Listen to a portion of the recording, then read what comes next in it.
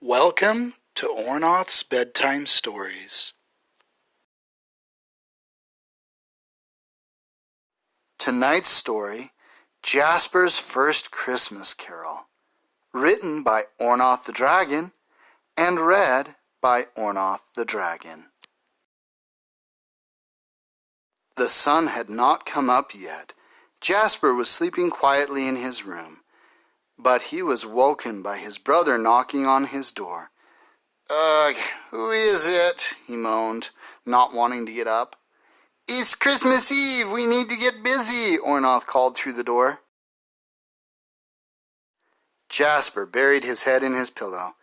"I will be out soon," he called back. Jasper did not like getting up in the mornings. However, the little topaz dragon knew that if he stayed in bed, that his family would miss him at breakfast. So Jasper got up and got ready for the day. Since it was winter, he had not expected the sun to get up yet. He did not like that it got to sleep longer than he did, but then again, if he was ready for the day before the sun came up, he could play while the sun worked to light the sky. Jasper liked looking for the fun side of life and always did his best to turn a disadvantage into an advantage. Once out of bed and ready for the day, Jasper wobbled into the kitchen to get breakfast and to see what everyone was up to. His siblings seemed to love to get up early. Lenora, his sister, loved cooking and always wanted to get the first turn to make breakfast, and his brother Ornoth was always trying to figure out something. He seemed to like to poke his little snout into everything to see how it worked. Today, Ornoth was working with Lenora to make cookies. Piles and piles of them were on the table. Jasper stood there, his head swaying from side to side as he looked them over. "Are we going to have cookies for breakfast?" he asked. "Nah, silly, we are not going to eat them. We are going to share them with everyone," Ornoth declared. Jasper looked at the table again. "So, where do I get to eat?" he asked. Ornoth paused for a moment. He had not thought about that in his excitement to share. He had forgotten to make sure that he did not get in the way of his family.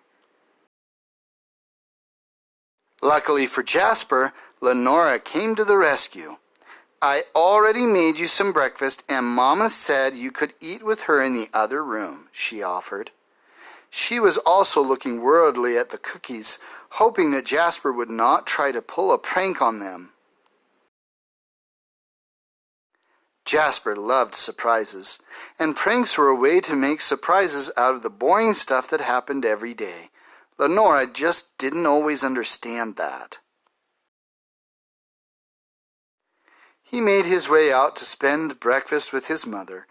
It was a bit different, since it was just the two of them, but Jasper enjoyed the time he got to spend with her. Although she did not pull pranks the way he did, she often helped him to think them through and make more intricate ones, and made sure they would not hurt anyone.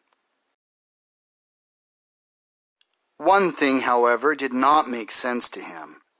"Mama, why do we have to go caroling tonight?" Jasper asked. His mother Lily nuzzled him. "We want to let our friends and neighbors know that we care about them.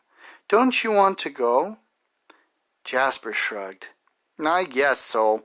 I just don't like the cold," he responded. Lily smiled and asked him to find a clever way to deal with that problem. Jasper straightened up and smiled. "Don't worry, Mama. I will find something fun for you to keep you warm," he promised. Jasper headed back to his room to brainstorm some ideas. Often he would just get ideas as he was talking with someone, but on the occasion that he did not, he would sometimes have to either go out and look for good ideas or sit and brainstorm for a long time by himself. The problem is that it is cold because the air doesn't have much energy. So, how do we make the air around us excited? Jasper asked himself. Of course, Jasper could use hand warmers or a heater of some kind, but that wasn't really Jasper's style. He wanted something fun and cheerful. Hot chocolate would be good, but that would not heat the air around them, just their insides, and poor Lenora might have to use her fire breath to keep it from getting cold too. Jasper reviewed several ideas, including seeing if he could make little hot air balloons to both warm the air and provide light, but nothing seemed quite right. Even if it could work, it would be too complicated, and he wanted something simple. After a while, he got frustrated and wobbled outside to look around and see if he could get any ideas by playing out in the snow. As he wobbled out, though, he noticed right away that there were little footprints in the snow. "Oh, that's right! There are animals out here that have learned to stay warm!" Jasper exclaimed. If they could do it, then Jasper knew there must be a way for him to figure out to help his family to stay warm. So Jasper started following the tracks to figure out what these animals were doing to keep warm. The first animal Jasper found was a little white bunny with a thick fur coat. Then he found a moose.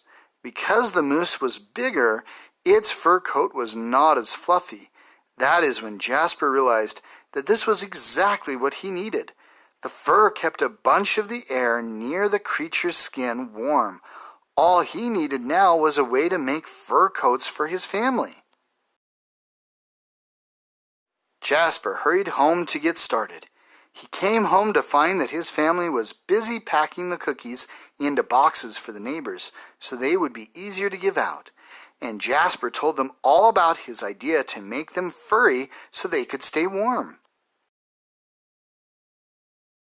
Jasper was so excited that his little scales that looked like a bunch of gems squished together turned from their usual brown-red color into a deep blue color. Lenora teased him about being able to blend into the snow, but agreed that she would like to see what it would be like to be furry. So they all worked together to make some colorful furry coats and boots. Then they gathered everything together onto a small sled. "Wait a minute, why should we share the cookies? We could eat them ourselves, couldn't we?" Jasper asked. Jasper's brother Ornoth answered him. "When I first learned about sharing, I didn't want to do it either. I liked what I had, and if I gave it away, I would have less for me. But I found that when I shared with others, I got a warm, happy feeling. It felt so good, and I ended up with more than what I had started with because I ended up with friends," he taught. "Do you really think we will make more friends by giving away all of these?" Jasper asked. "Not all of them, silly. We made some for us too," Lenora informed him. Lily nodded and said, "Yes, but you can only get yours after we are done with caroling and dinner." Jasper was excited because of the promise of cookies, but he still wasn't too sure about the idea of caroling. This was the first time that they had decided to do this as a family. By the end of the night, Jasper found that he had so much fun singing to lift the moods of others and sharing the boxes of cookies that he did not want it to end. He ran up and down the path as they walked home, reviewing how much fun he had just experienced. Lily allowed the little dragons to sit on the sled and eat while she brought them home.